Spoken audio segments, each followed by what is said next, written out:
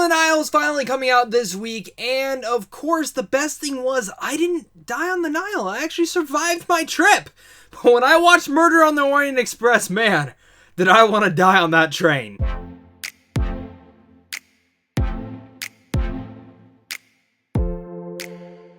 What's going on, buddy? Welcome back to a brand new non-spoiler review for Death on the Nile. Now, of course, this is a murder mystery. You don't want to know anything about this. You don't want to know who dies. You don't want to know who the killer is. I got your back. Not going to be spoiling that. But of course, let's talk about this movie in non-spoiler details.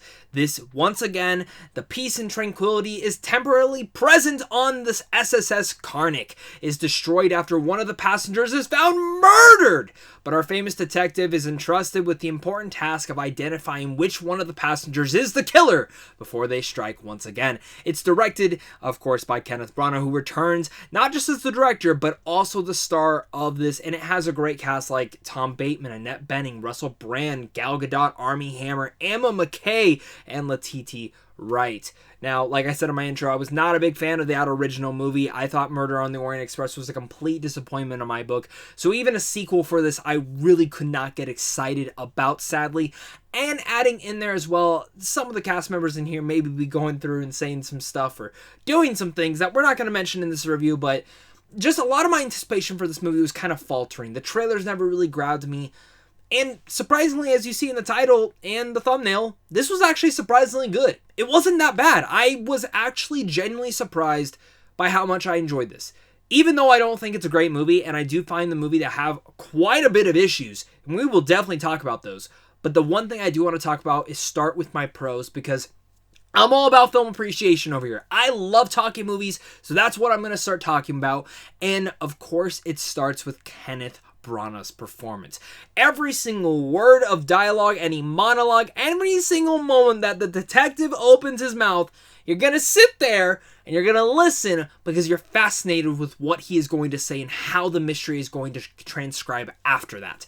And I love how Kenneth Branagh is able to dive into there in such a great way with this wonderful performance. He did the same thing in Murder on the Orient Express. That was the best thing about that movie.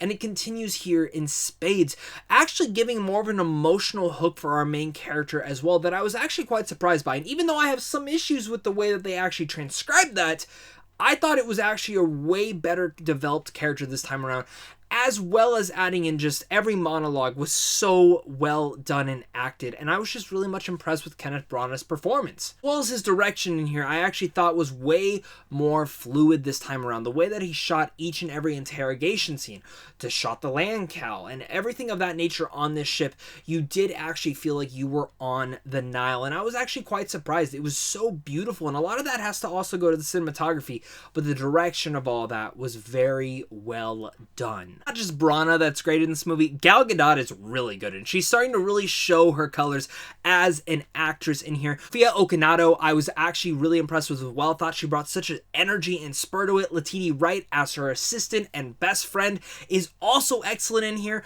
and really much the rest of the cast is serviceable after that. I thought a lot of them were decent in their roles. Nothing that really blew my mind, but those were really much the ones that stuck out to me the most. I also do want to mention, I completely forgot, Tom Bateman is also fantastic in here as well. He is one of the core elements to what makes this film have kind of a soul to it, especially within our main character's life. Before we get to my mixed bag elements of this movie, my last pro is actually the way that you were able to have fun with the mystery involved here. My biggest issue with Murder on the Orient Express was I just couldn't go along with the mystery. For some reason, you couldn't guess or have that guessing game like a lot of murder mysteries do nowadays, and that's the best part about it. In this one, Death on the Nile, even though, and this is where I'm going to mention my mixed bag, my cons. Even though I knew who the hell it was, very early on because of certain indicators, I was very, very happy to see that it still kept me questioning it until maybe the last 30 minutes. And by that last 30 minutes, I was pretty set in stone on who it was, and I was very much just happy. It's going to be different for everyone, but when a film can actually still make me guess, or not in a sense guess, but question my guessing abilities, I have to give a major pros for that. Of course, before we get to my mixed bag, guys, if you guys are new here, I do want to hear your guys' thoughts down below in the comment section. So leave a comment. Did you guys enjoy Murder on the Orient Express? Are you excited for this movie? Let's discuss it all down there, as well as make sure to hit that like and subscribe button so we can keep talking movies over here on a daily basis. Coming into my mixed aspects now, one of the things is that I really appreciate in this is giving a little bit more development to Branagh's main character. But sadly, the way that they do it, I actually think was intersected and halted the pacing in the very beginning of the movie. There's a certain segment in the middle where he's going about a little bit more about his past, and I actually think that flashback sequence that the film opens up with would have been grand right then and there to give a little bit more development to our main character. Adding in there as well, other than just that element, my other mixed bag element is, of course, who the killer is. I found it to be pretty obvious from certain indicators in the way that the script was set up. And of course, yes, this is adapted from an Agatha Christie novel, one that is very much famous out there. While I'm not totally versed in it, I know, shocker, young guy, I haven't read Agatha's famous book. I get it. But for me, in that moment, as I'm watching this movie, even before the killing was done, I knew who it was. I knew who was going to commit it, and I knew why. And then I saw it, and I'm like, yep! That's the exact reason. The movie does a lot of setup before that, and that's kind of where I do want to intersect my con. This movie's 2 hours and 7 minutes. It did not need to be 2 hours and 7 minutes. There was probably about 20 to 25 minutes of this entire film you could have cut out. I'm gonna lie, but I did doze off and zone out for probably about 5 to 8 minutes. I'm a very exhausted person. But the fact is, in that very moment, I woke up like, okay, I really gotta pay attention now, Zach. And I'm sitting there and I'm worried that maybe someone had died already or that some interrogations have already gone on. Nothing. This is all in the first hour. Definitely did not need that. I feel like there could have been a lot cut out in the beginning to really get us to where this was going. I understand the build-up, but I didn't really feel like that build-up really had meant to anything. But thankfully, as the movie did go on, it got better and better. And that's where I go to say it is surprisingly good in that fact, because if you would have told me from the first hour this is a good movie, I wouldn't believe you. But as the second act goes on and the mystery starts to ensue on who the murderer is, and even though I could guess it, I was still having fun questioning myself and listening to each and every monologue that Branagh delivers. I really think it's just the pacing of this movie that overall halts the film from being not just good, but going to that great level.